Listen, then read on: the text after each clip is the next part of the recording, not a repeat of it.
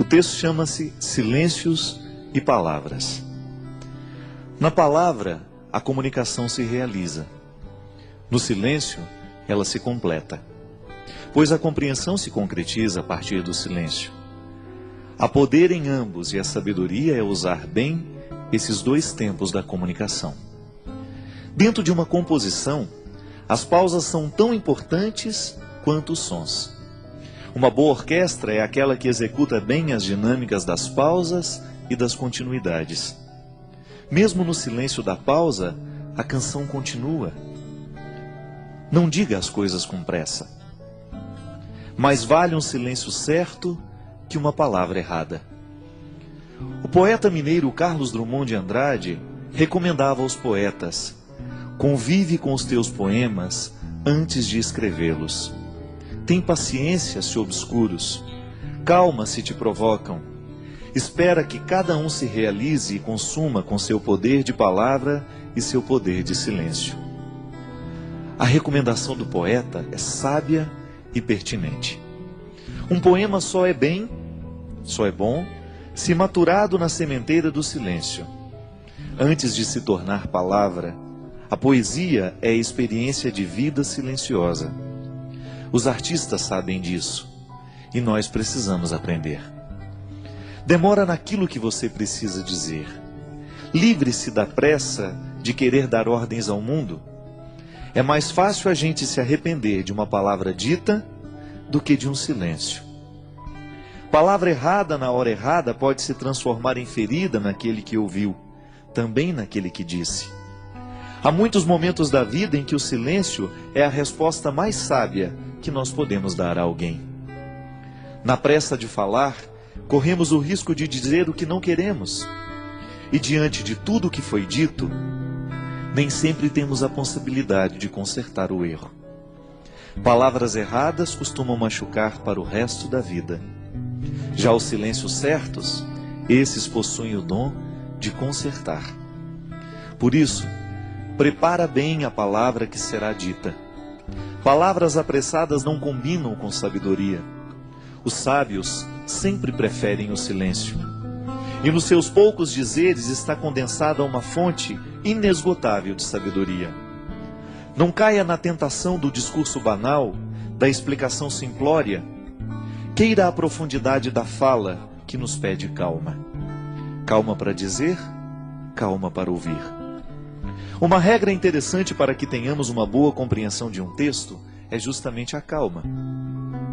Só assim podemos adentrar nos significados que o autor quis sugerir e, consequentemente, mergulhar no mistério do seu texto. Leituras apressadas podem fomentar equívocos. E equívoco é uma espécie de desentendimento entre o que escreve e aquele que lê. É uma forma de obstáculo para a compreensão da linguagem. Na comunicação verbal cotidiana, isso sempre acontece. Dizemos e não somos compreendidos. Diante do impasse, duas realidades são possíveis: ou alguém disse com pressa, ou alguém escutou sem atenção. Dizer e ouvir requerem silêncio. Só diz bem aquele que pensou antes no que iria dizer, e ouve melhor aquele que se calou para escutar.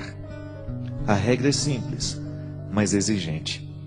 Por isso hoje, neste tempo de palavras muitas, queiramos a beleza dos silêncios poucos. Eu sei que muitas vezes nós somos vítimas das palavras malditas. Não são poucas as vezes em que palavras malditas chegam até os nossos ouvidos. Uma palavra pode ser maldita por causa do conteúdo que ela tem, ou então por causa da forma. Hoje eu estava lendo um texto, coincidentemente, falando da música das palavras. E o escritor estava dizendo que para cada palavra há uma música diferente que nós podemos colocar nela. De maneira que você pode dizer uma coisa muito dura a alguém, mas você colocar uma música que faça bem ao ouvido de quem escuta. Então a pessoa escuta aquela palavra dura, mas com uma música bonita.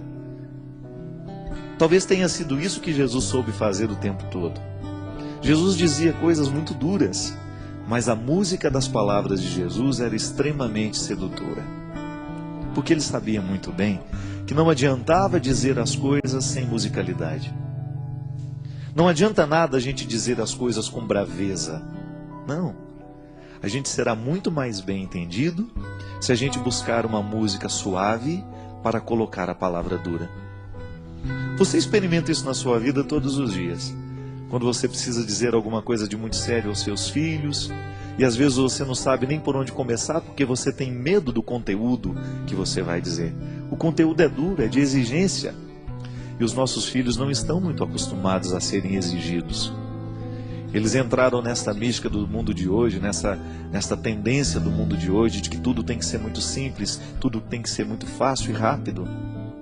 E educar os filhos muitas vezes requer um discurso duro, exigente.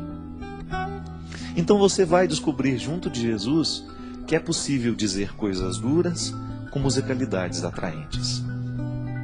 É isso que fazia com que as pessoas parassem para prestar atenção no que Jesus tinha a propor.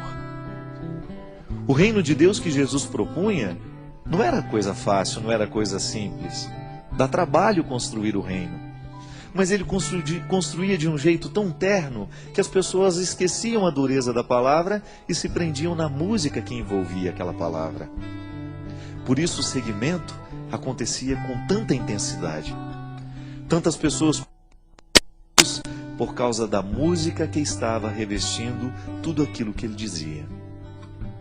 Minha gente, muitas vezes o que a gente faz de errado não é o que a gente diz, mas é como a gente diz. É a música que a gente coloca na frase.